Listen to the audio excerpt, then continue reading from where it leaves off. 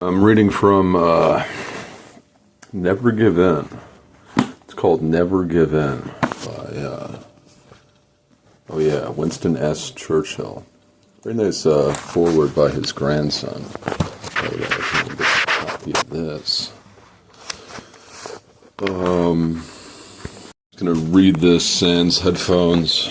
I'm going to bed soon. I'm going to read into my computer, phone, and maybe say a few words to whoever's listening to this pipe in the internet wall.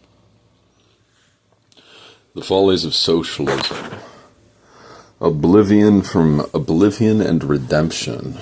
This is a speech delivered at a town hall in Battersea on the 11th of December, 1925.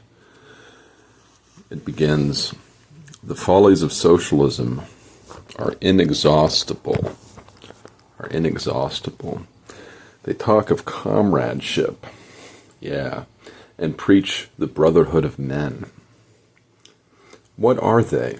They are the most disagreeable people. Talk about worldwide common brotherhood. Even among themselves they have 20 discordant factions who hate one another even more than they hate you and me. Their insincerity.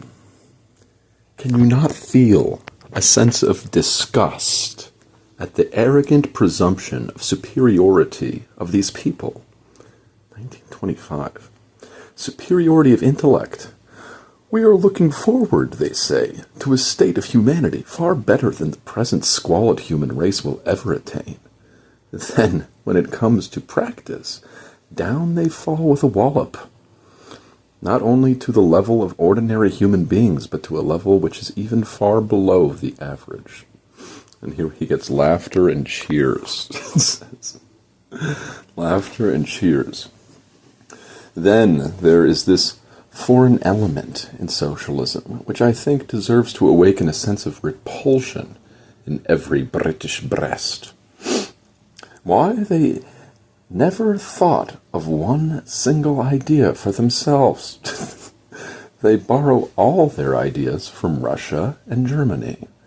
They always sit adulating every foreign rascal and assassin who springs up for the moment. All their encounters are taken from Karl Marx, and all their politics from the actions of Lenin. With feelings of indignation, I sometimes contemplate the harm the socialists have done in corrupting and perverting great masses of our fellow countrymen with their absurd foreign imported doctrines. And here he gets cheers.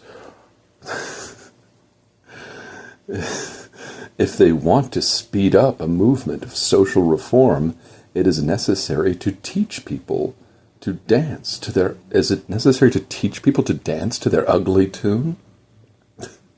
Behind socialism stands communism. Behind communism stands Moscow, that dark, sinister, evil power which has made its appearance in the world, a band of cosmopolitan conspirators. Yes, gathered from the underworld of Europe and America, which has seized the great Russian people by the hair of their heads and holds them in a grip, robbing them of victory, of prosperity, of freedom. This plaguish band of conspirators are aiming constantly to overthrow all civilized countries and reduce every nation to the level of misery to which they have plunged the great people of Russia. They strike everywhere, by every method, through every channel.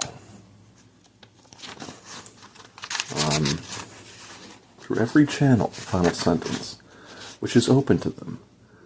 But there is no country at which they strike so much as at this island of ours.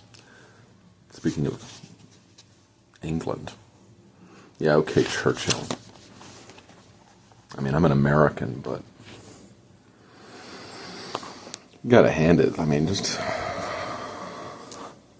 look at that guy. Look at his freaking face.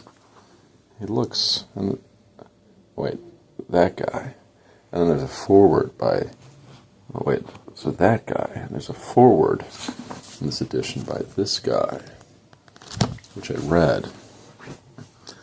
And I'm reading Winston Churchill in combination right now with Emily Dickinson. And I find it very beautiful to read Churchill alongside Emily Dickinson, because Churchill was so much of a greater man than one other guy in particular, who is Walt Whitman. I don't really care for Walt Whitman.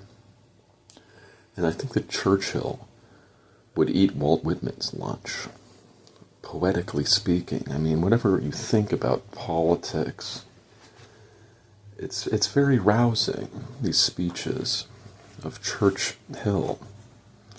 And likewise, I'm also deeply aroused by the poetry of Emily Dickinson, because in Emily Dickinson's poetry you get the tails to the head flip of Churchill, namely, whereas Churchill is all about the public, and he was a very private man, but he was all about the public.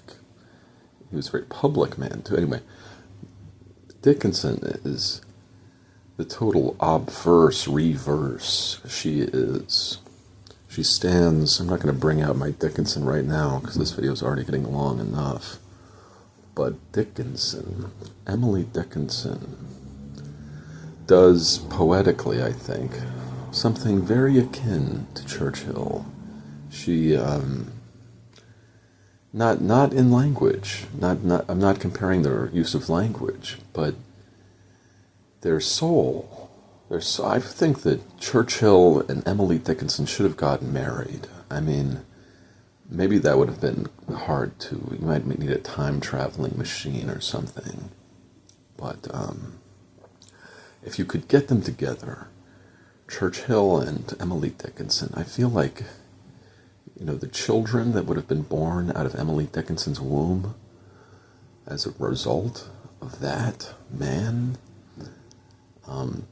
giving her his genetic material, that man ought to have been king, but he never existed, unfortunately.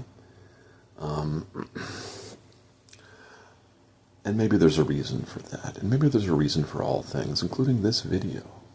Just think about it.